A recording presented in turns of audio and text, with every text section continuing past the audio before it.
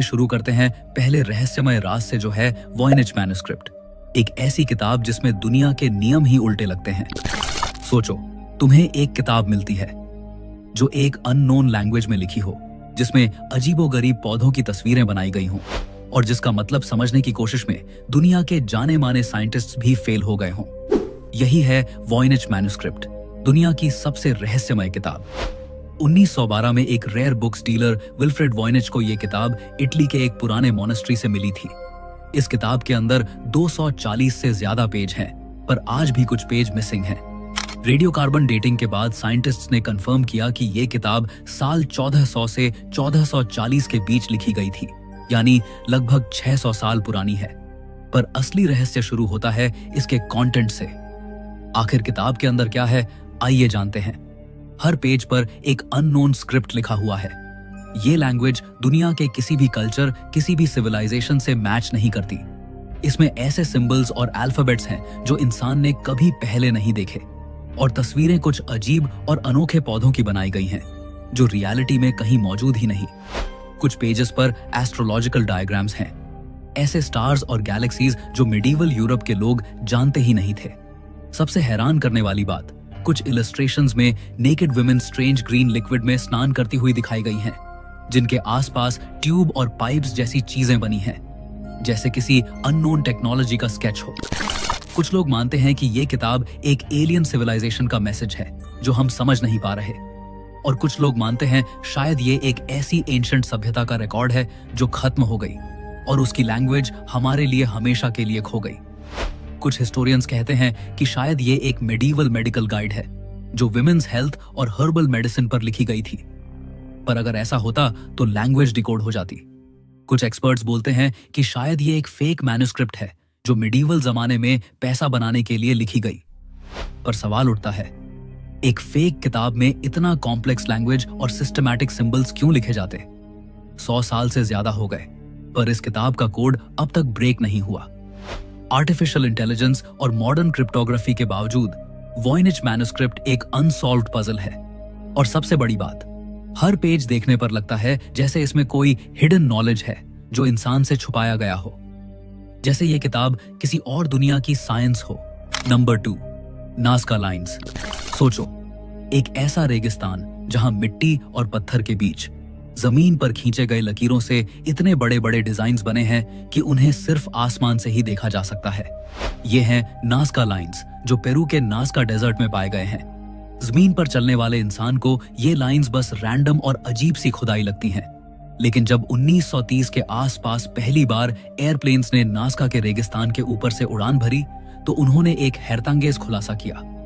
वहां पूरे डेजर्ट में 300 से ज्यादा जियोमेट्रिकल शेप्स, एनिमल्स और मिस्टीरियस फिगर्स बने हुए थे। सोचो, किसी ने एक इंसान की शक्ल, एक मंकी, एक जायंट हमिंगबर्ड और एक स्पाइडर रेगिस्तान की जमीन पर खींच दिए, और वो भी इतने बड़े स्केल पर कि उन्हें सिर्फ आसमान से ही समझा जा सकता है।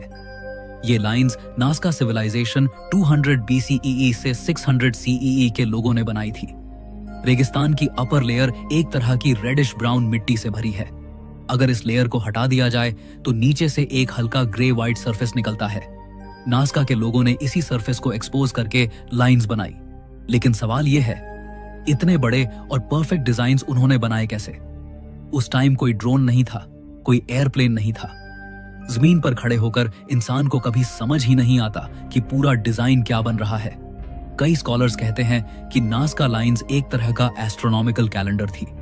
ये फिगर्स स्टार्स, कॉन्स्टलेशंस और सोल्स्टिस के टाइम अलाइन होते हैं।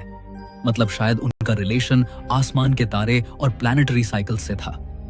एक थ्योरी के मुताबिक ये लाइंस एक तरह की सेरेमोनियल पाथवेज थी। मतलब लोग इन पर चलकर रिचुअल्स करते थे, शायद पानी के लिए प्रेयर्स, क्योंकि नाज़का एक बहुत सूखा एरिया है। सबसे पॉपुलर और थ्रिल वाली थ्योरी ये है कि ये लाइंस किसी एलियन सिविलाइजेशन के लिए बनाई गई थी, एक तरह के लैंडिंग मार्क्स जिससे वो आसमान से आइडेंटिफाई कर सके, क्योंकि उस तरह की स्केल और परफेक्शन बनाना इंसान के लिए उस टाइम ऑलमोस्ट इम्पॉसिबल लगता था। कुछ एक्सपर्ट्स कहते हैं कि ये एक तरह का अंडरग्राउंड वाटर मैप था।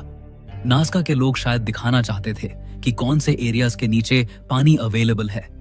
नाज़का लाइंस आज भी वैसे ही सेफ हैं जैसे 2000 साल पहले बनाए गए थे।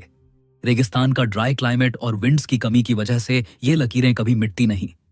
यूनेस्को ने इन्हें वर्ल्ड हेरिटेज साइट डिक्लेयर किया, लेकिन मिस्ट्री अब तक वही की वही है।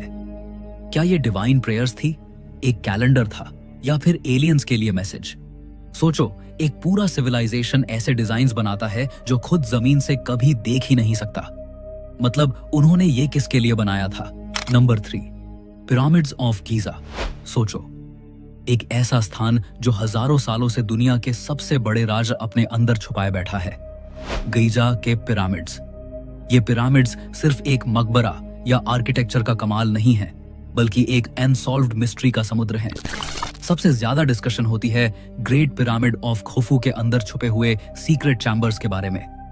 जब इस पिरामिड का कंस्ट्रक्शन हुआ था लगभग 4500 साल पहले, तब उसे इतनी एक्यूरेसी के साथ बनाया गया था कि आज के मॉडर्न इंजीनियर्स भी हैरान हो जाते हैं। 2017 में एक scientific project scan pyramids mission ने एक ऐसा डिस्कवरी किया जिसमें म्योन रेडियोग्राफी टेक्निक का यूज हुआ। ये एक तरह की कॉस्मिक रे इमेजिंग है जो वॉल्स के अंदर छुपे स्पेसेस को डिटेक्ट करती है। और तब साइंटिस्ट्स ने कंफर्म किया कि खुफू के पिरामिड के अंदर एक बड़ा हिडन वॉइड एग्जिस्ट करता है, लगभग एक कमर्शियल एयरप्लेन जितना लंबा। अब सवाल उठता है, ये चैम्बर किस काम का था? कुछ लोग कहते हैं कि ये एक कंस्ट्रक्शन कॉरिडोर था जो पिरामिड बनाते वक्त इस्तेमाल हुआ और बाद में सील कर दिया गया।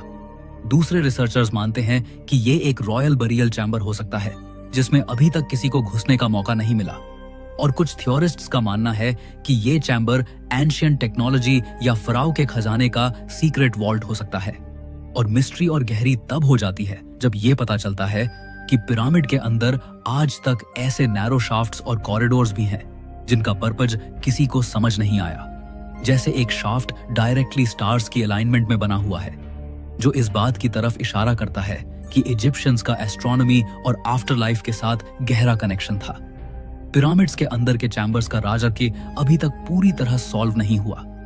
आज भी वहां एक्सपेरिमेंट्स और स्कैनिंग चल रही है, लेकिन अंदर फिजिकली एंटर करने की परमिशन नहीं दी जाती क्योंकि वो स्ट्रक्चर डिस्टर्ब हो सकता है। सोचो, अगर एक दिन ये चैम्बर्स ओपन हो गए तो क्या हमें एक खजाना मिलेगा, या फिर ऐसी नॉलेज जो इंसान की हिस्ट्री को हमेशा के लिए बदल दे? पिरामिड्स के अंदर छुपा ये सीक्रेट चैम्बर अभी भी दुनिया का एक ऐसा राज है जो हर जनरेशन को चैलेंज करता है। Number 4, Easter Island moai statues. Pacific Ocean के बीच एक छोटा सा आइलैंड है ईस्टर आइलैंड, और यहीं खड़े हैं वो अजीब और बड़े बड़े मोआई स्टैच्यूज जिन्हें देखकर हर इंसान हैरान रह जाता है। वहां जमीन पर 13 फीट से लेकर 30 फीट तक के पत्थर के इंसान जैसे चेहरे खड़े हैं। कुछ का वेट 80 टन तक है, और ये सब स्टोन टूल्स से बनाए गए थे। मतलब ना कोई मशीन, ना आयरन, सिर्फ प्रिमिटिव टूल्स। सबसे बड़ी दिक्कत यह है कि इतने बड़े पत्थर काटकर उन्हें माउंटेन के क्वेरी से लेकर किलोमीटरों दूर तक कैसे ले जाए गए। वहां के लोकल्स कहते हैं कि स्टैच्यूज चलकर अपने आप जगह तक गए। ये बात सुनने में अजीब लगती है, लेकिन इसी वजह से मोआई स्टैच्यूज और भी ज्यादा मिस्टीरियस हो जाते हैं। कुछ आर्कियोलॉजिस्ट्स कहते हैं कि शायद वो लोग रोप्स और वुडन लॉग्स से खींच कर लाए होंगे, लेकिन प्रैक्टिकल एक्सपेरिमेंट्स करने के बाद भी आज के मॉडर्न लोग इन्हें मूव करने में स्ट्रगल करते हैं। फिर एंशिएंट आइलैंड